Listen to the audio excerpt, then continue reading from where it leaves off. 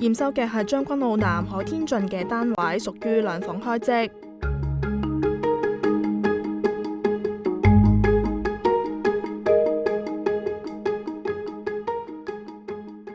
業主大約2年前以793萬買入，車價近14000蚊，客飯廳長型連開放式廚房。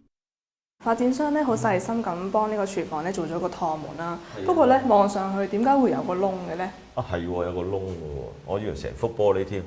拉開佢其實下邊就深啦，上面通窿嘅。真係有個通風位。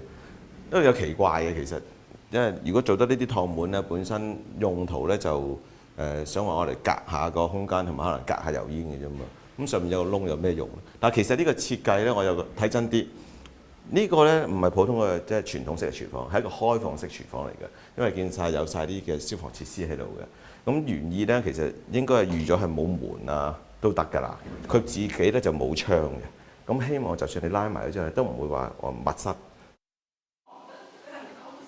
不過更奇怪嘅係，其中一邊趟門唔能夠成幅推開，原因係盡頭有雪櫃門頂住。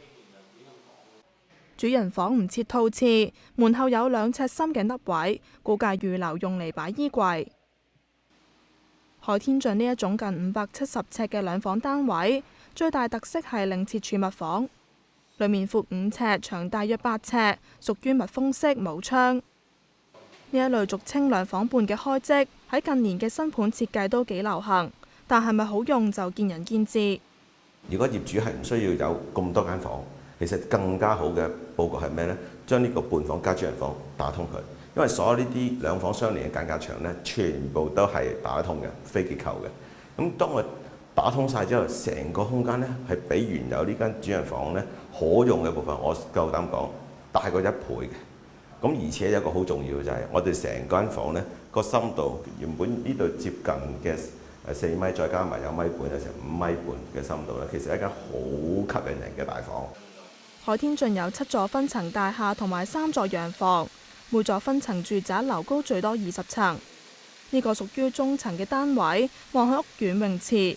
其中一項缺點，未正式入伙未必會察覺。我哋喺呢個位置咧，聽到好多水聲，一個瀑布嘅水聲。呢啲水聲咧，感覺到咧，你就會喺反射咗去天花，喺個牆角反射翻落嚟嘅。因為咧，其實會喺度覺得個噪音源喺呢個位置走翻出嚟嘅。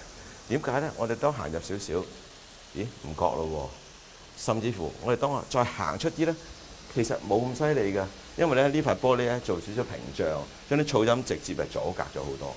唯獨是就係可能喺一個角度上呢啲聲音咧喺呢個天花板反射，再加埋一啲嘅水影、泳池嘅燈光咧，好容易咧有啲嘅滋擾會感覺到。海天駿由新地發展，供應620幾個單位，1房至到4房。